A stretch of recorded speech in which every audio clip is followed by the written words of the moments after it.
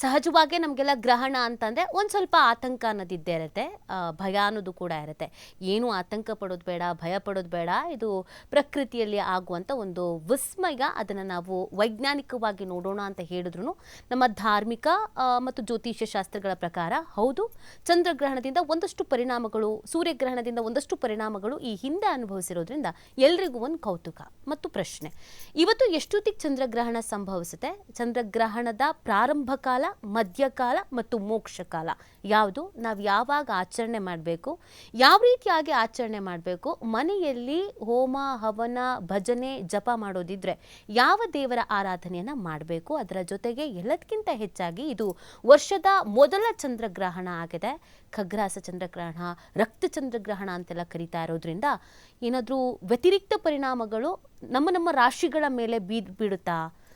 Negative ಆಗಿ positive ಆಗಿ ಏನಾದರೂ ಪರಿಣಾಮಗಳು ಎದುರಾಗುತ್ತಾ ಅನ್ನೋದು ನಿಮ್ಮ ಪ್ರಶ್ನೆ. ಅದೆಲ್ಲದಕ್ಕೂ ಇವತ್ತಿನ ಈ ಕಾರ್ಯಕ್ರಮದಲ್ಲಿ ಉತ್ತರವನ್ನು ಕೊಡಲಾಗುತ್ತೆ. ನಮ್ಮ ಜೊತೆಗೆ ಡಾಕ್ಟರ್ ಮಹರ್ಷಿ ಗುರೂಜಿ ಇದ್ದಾರೆ. ಗುರುಜಿ ನಮಸ್ತೆ, ಕಾರ್ಯಕ್ರಮಕ್ಕೆ ಸ್ವಾಗತ. ನಮಸ್ತೆ ಅಮ್ಮ. ಹರೇ ಶ್ರೀನಿವಾಸ. ಎಲ್ಲರಿಗೂ ಸಹ ನಮಸ್ಕಾರಗಳು. ಗುರುಜಿ, ಗ್ರಹಣಗಳು ನಾವು ಬಹಳಷ್ಟು ಗ್ರಹಣಗಳನ್ನು ನೋಡಿದ್ದೀವಿ. ಈ ವರ್ಷಕ್ಕೆ 2-3 ಗ್ರಹಣಗಳು ಬರೋದನ್ನು ಕೂಡ ನೋಡ್ತಾ ಇರ್ತೀವಿ. ಆದರೂ ಪ್ರತಿ ಬಾರಿಯೂ ಗ್ರಹಣಗಳು ಅಂತ ಅಂದಾಗ ಒಂದು ಭಯ ಅಥವಾ ಆತಂಕ.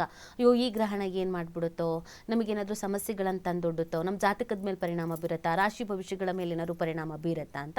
ಹಾಗೆಯೇ ಗ್ರಹಣಗಳು ಕೇವಲ ರಾಶಿಗಳ ಮೇಲೆ ಮಾತ್ರ ಅಲ್ಲದೆ ಪ್ರಾಕೃತಿಕವಾಗಿ ಪ್ರಕೃತಿ ಮೇಲೆಯೂ ಕೂಡ ಎಫೆಕ್ಟ್ ಆಗಿರೋದನ್ನು ನಾವು ಈ ಹಿಂದೆ ನೋಡಿದ್ದೀವಿ. ತುಂಬ ಮಳೆ ಆಗಿರೋದು, ಸುನಾಮಿ ರೀತಿಯಾಗಿ ಆಗಿರೋದು, ಈ ಥರದ್ದೆಲ್ಲ. ಅದರಲ್ಲೂ ಇವತ್ತು ಚಂದ್ರಗ್ರಹಣ. ಚಂದ್ರ ಅಂದಿದ ತಕ್ಷಣ ಮನಸೋಜಾತ, ಮನಸೋಕಾರಕ ಅಂತ ಅಂತೀವಿ. ಮನಸ್ಸಿನ ಮೇಲೆ ಪರಿಣಾಮ ಬೀರುವವನು, ಮನಸ್ಸನ್ನು ನಿಯಂತ್ರಿಸೋನು ಅಂತ. ಹಾಗಾಗಿ ಈ ಚಂದ್ರಗ್ರಹಣದ ಬಗ್ಗೆ ಮಾತಾಡೋದಾದರೆ ನಮಗೆಲ್ರಿಗೂ ಗೊಂದಲ ಇರೋದು ಪ್ರಾರಂಭ ಕಾಲ, ಮಧ್ಯಕಾಲ, ಮೋಕ್ಷ ಕಾಲ.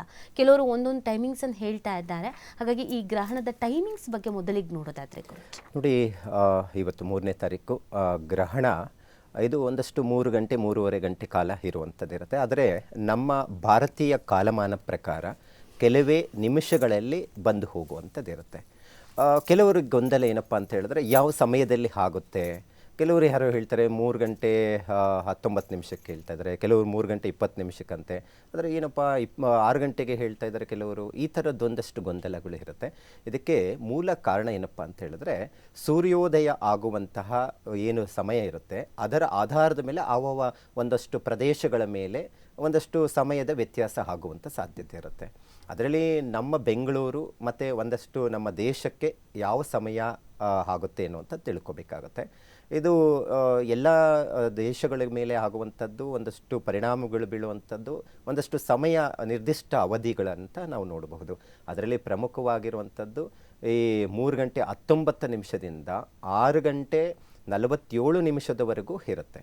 ಹಾಗಾಗಿ ಆ ಗಂಟೆಯಿಂದ ಎಲ್ಲಿವರೆಗೂ ಯಾವ್ಯಾವ ಪ್ರದೇಶದಲ್ಲಿ ಅದು ಗೋಚರಿಸುತ್ತಾ ಆ ಸಮಯಕ್ಕೆ ಮಾತ್ರ ಸೂತಕದ ಸಮಯ ಒಂದಷ್ಟು ಲೆಕ್ಕಾಚಾರವನ್ನು ಮಾಡುವಂಥದ್ದಿರುತ್ತೆ.